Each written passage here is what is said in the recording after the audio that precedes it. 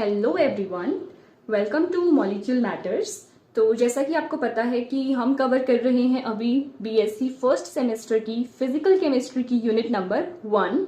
तो आज जो हमने टॉपिक करना था वो है लॉगरिथम को देखना, कि लॉग टेबल की हेल्प से हम किस तरह से लॉग को पढ़ सकते हैं या फिर लॉग की वैल्यूज निकाल सकते हैं, वो हम आज की वीडियो में सीखेंगे। बट उससे पहले हम थोड़ा सा रिवाइज कर लेते हैं जो हमने प्रीवियस वीडियो में कवर किया था। तो मैंने आपको उसमें बताया था कि अगर हमारे पास कोई भी पॉजिटिव नंबर a है where a is greater than 1 और अगर उसकी पावर है x, तो ये किसके इक्वल होगा? m के इक्वल होगा। सच दैट अगर हम इस m का लॉग लेंगे, यानी कि log of m to the base a, तो वो किसके इक्वल होता है? x के इक्वल होता है। ठीक है, ये हमने प्रीवियस वीडियो में कवर किया था। अगर किसी ने वो वीडियो नहीं देखी है तो आप पहले ये वाली वीडियो देख के आना, क्योंकि यहाँ पे हमने सारे बेसिक्स कवर करे हैं लॉग से रिलेटेड। अगर एग्जाम्पल के तौर पे हम इसे समझना चाहें, so if we have 10 raise to the power 2 is 100। यही होता है कि अगर हम 10 को 10 से मल्टीप्लाई करेंगे तो आंसर क्या आएगा? 100 आएगा। तो इस इक्वेशन को 10 to the power 2 equals to 100, इसे हम क्या लिख सकते हैं? That log 100 to the base 2 is 10। इसका मतलब क्या हुआ कि अगर हम 100 का log लेंगे टू द बेस 2 तो उसका आंसर क्या होगा? 10 होगा। एक तो हमने ये चीज देखी थी। उसके बाद हमने कुछ लॉज देखे थे, कुछ हमने प्रॉपर्टीज देखी थी कि लॉग क्या होते हैं। उसके बाद at the end of the video मैंने आपको ये बताया था कि जो लॉग है उसके दो सिस्टम्स होते हैं। पहला सिस्टम होता है नेचुरल लॉगरिथम का और दूसरा सिस्टम होता है कॉमन लॉगरिथम का। जो नेचुरल लॉगरिथम होता है उसमें हम क्या लेके चलते हैं? Log to the base e, और इसे मैंने आपको बताया था कि हम ln से भी रिप्रेजेंट कर सकते हैं। और जो दूसरा सिस्टम होता है कॉमन लॉगरिथम का, वो होता है log टू द बेस 10 वाला, जिसे हम सिंपली log यानी कि LOG से भी रिप्रेजेंट कर सकते हैं। फिर हमने देखा था कि एक रिलेशन होता है जिससे हम इन दोनों को कन्वर्ट कर सकते हैं। उसमें हमने देखा था कि अगर हमारे पास नेचुरल लॉग है तो उसे हम कन्वर्ट करने के लिए क्या कर सकते हैं? जो हमारे पास कॉमन लॉग यानी कि log टू द बेस 10 वाली वैल्यू है उसे मल्टीप्लाई कर सकते हैं 2.303 के साथ। तो ये हमने एक रिलेशन देखा था जो हम यूज करते हैं कॉमन लॉग को नेचुरल लॉग में या फिर नेचुरल लॉग को कॉमन लॉग में कन्वर्ट करने के लिए। तो ये तो हुआ थोड़ा सा प्रीवियस वीडियो की रिवीजन जो हमने उसमें पढ़ा था। बट आज का जो हमारा टॉपिक है मेन, वो है how to check the log with the help of the log table. तो लॉग टेबल से लॉग अगर हमें चेक करना है तो उससे पहले हमें ये पढ़ना पड़ेगा कि लॉग में जो टर्म्स होती है ना वो क्या क्या होती हैं। फॉर एग्जाम्पल लेट्स से अगर हमें लेना है log 50, अगर यहाँ पे कोई भी बेस मेंशन नहीं है तो हम हमेशा इसको टू द बेस 10 ही मान के चलते हैं। ठीक है, इसका मतलब यही होगा कि हम log ले रहे हैं टू द बेस 10। जो log 50 की वैल्यू है 1.6990। अब ये वैल्यू आई कहां से? ये हमारे लॉग टेबल से आई है, जो अभी हम निकालना सीखेंगे। बट पहले हम इस वैल्यू का मतलब समझते हैं कि इसमें क्या क्या चीजें होती हैं। तो किसी भी नंबर का जो लॉगरिथम है ना, उसमें दो पार्ट्स होते हैं। First is the integral part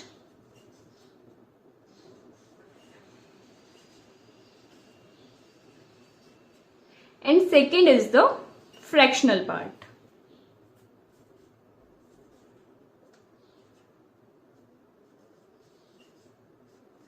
fractional part. तो इंटेग्रल पार्ट का क्या मतलब है? अगर हम इस 1.6990 की हेल्प से देखें तो जो यहाँ पे डेसिमल से लेफ्ट हैंड साइड पे जो नंबर होंगे उन्हें हम क्या बोलते हैं? Integral part. अगर मैं इसमें पूछूं कि इंटेग्रल पार्ट क्या है तो हम बोलेंगे कि इंटेग्रल पार्ट इस वाली वैल्यू में है 1। सेकेंड है फ्रैक्शनल पार्ट। फ्रैक्शनल पार्ट का क्या मतलब है कि जो भी वैल्यूज डेसिमल के राइट हैंड साइड पे लाई करती हैं उसे हम बोलते हैं फ्रैक्शनल पार्ट। अगर मैं 1.6990 के फ्रैक्शनल पार्ट की बात करूं तो वो होगा 0.6990 or we can simply say 0.6990। जो फ्रैक्शनल पार्ट है ना उसे हम डेसिमल पार्ट भी बोलते हैं, क्योंकि वो डेसिमल के बाद जो नंबर्स आ रहे हैं वो होते हैं, इसीलिए फ्रैक्शनल पार्ट को हम डेसिमल पार्ट भी बोलते हैं। इतना तो क्लियर हुआ कि अगर किसी भी नंबर का लॉग निकालना है तो उसमें दो पार्ट्स होंगे, first is integral part and second is fractional part. Integral part वो होगा जो डेसिमल से पहले आ रहा होगा, यानी कि जो डेसिमल की लेफ्ट हैंड साइड पे आएगा, और जो डेसिमल के बाद आएगा मतलब जो डेसिमल की राइट हैंड साइड पे होगा उसे हम कहेंगे फ्रैक्शनल पार्ट। इतना तो क्लियर हो गया। अब जो ये इंटीग्रल पार्ट और जो फ्रैक्शनल पार्ट है ना, इसका कुछ स्पेसिफिक नेम भी होता है। वो क्या होता है? अब जो इंटीग्रल पार्ट है ना उसे हम क्या बोलते हैं? Characteristic. Integral part is also known as characteristic.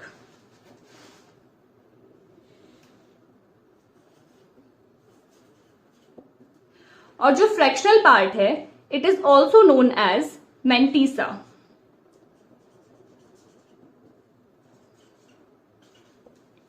तो अब से हमें जब भी लॉग देखना है तो हम उसे कैरेक्टरिस्टिक और मैंटीसा के टर्म्स में देखेंगे, ना कि भी हम उसका इंटीग्रल पार्ट या फ्रैक्शनल पार्ट ऐसे नहीं बोलते। ये समझने के लिए है कि इंटीग्रल पार्ट वो होता है जो डेसिमल से पहले आएगा और फ्रैक्शनल पार्ट वो होता है जो डेसिमल के बाद में आएगा।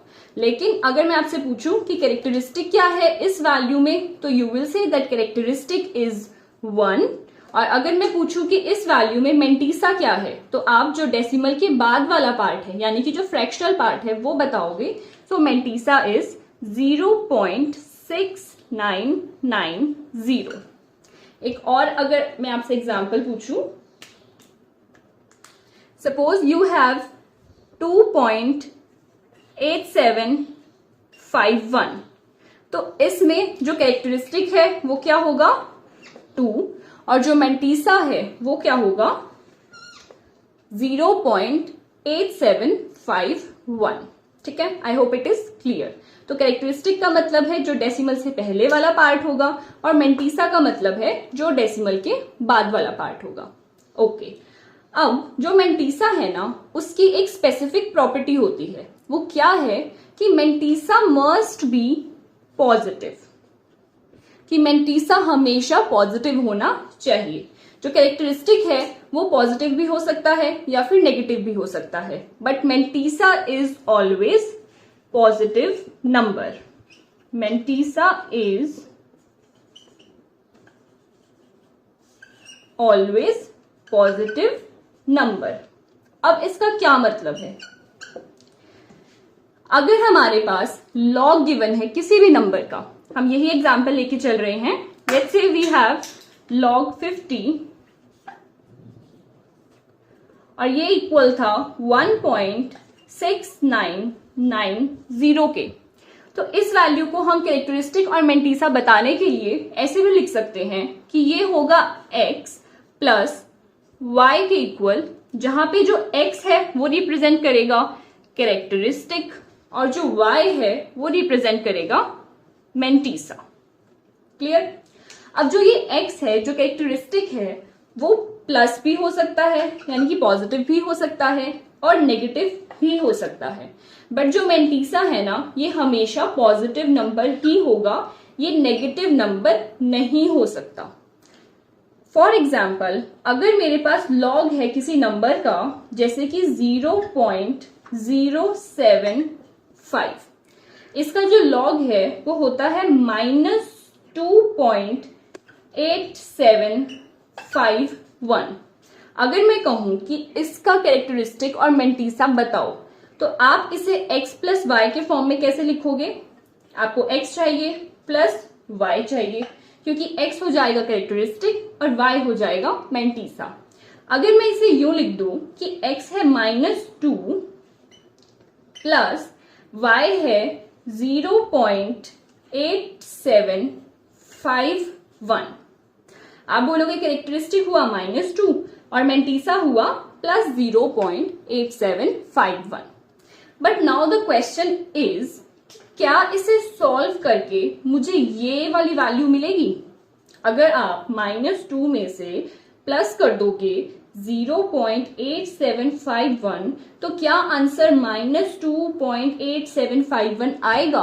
तो नहीं, आंसर ये नहीं आएगा। आप इसे सॉल्व करके देखना। प्लस माइनस क्या होता है? माइनस, तो हम सब्ट्रैक्शन करेंगे, साइन आएगा, जो बड़ा नंबर होगा माइनस का। इसे सॉल्व करके आंसर आएगा -1.1249। तो ये तो हमारा नंबर ही बदल गया। नंबर हमें गिवन था -2.8751। तो इसका मतलब ये हुआ कि हम इसको ऐसे तो रिप्रेजेंट नहीं कर सकते। तो दूसरा इसका लिखने का क्या ऑप्शन है? मैं ये इरेज कर देती हूं यहां से।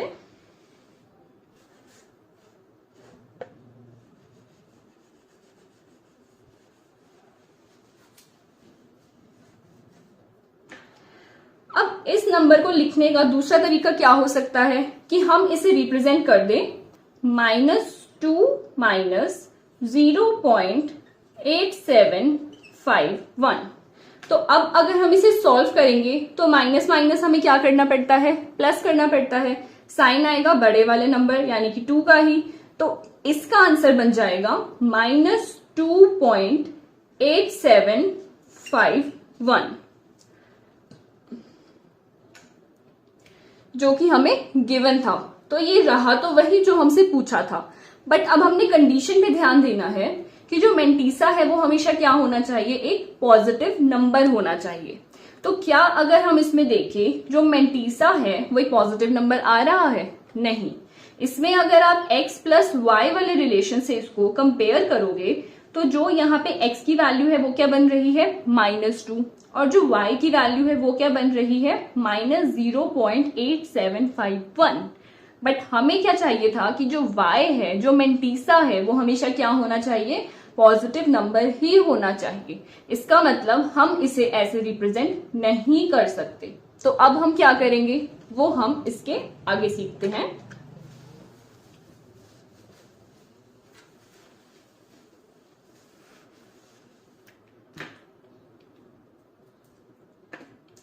तो इसका मतलब ये हुआ कि अगर हमें कहीं पे भी सिंपल आपको ऐसे गिवन है, जैसे यहाँ पे 1.6990 था, या फिर आपको 2.8759 गिवन है, या फिर आपको 3.4285 गिवन है, आपको कुछ भी नंबर गिवन है और अगर वो सिंपल पॉजिटिव नंबर है तो हम उससे डायरेक्टली x प्लस वाई में एक्सप्रेस कर सकते हैं, जहां पे x जो है वो हमें कैरेक्टरिस्टिक की वैल्यू देगा और y जो है वो हमें मेंटीसा की वैल्यू देगा।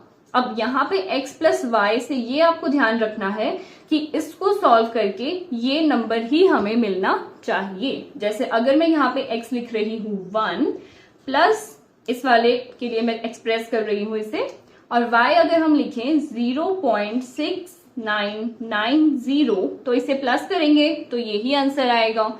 अगर सेकेंड वाले के लिए हम लिखें तो हम इसको लिख सकते हैं 2 प्लस 0.8759। थर्ड वाले के लिए हम इसे एक्सप्रेस कर सकते हैं 3 प्लस 0.4285।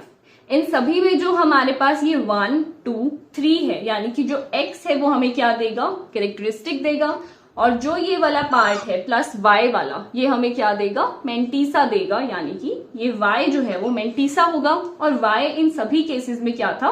पॉजिटिव आ रहा था।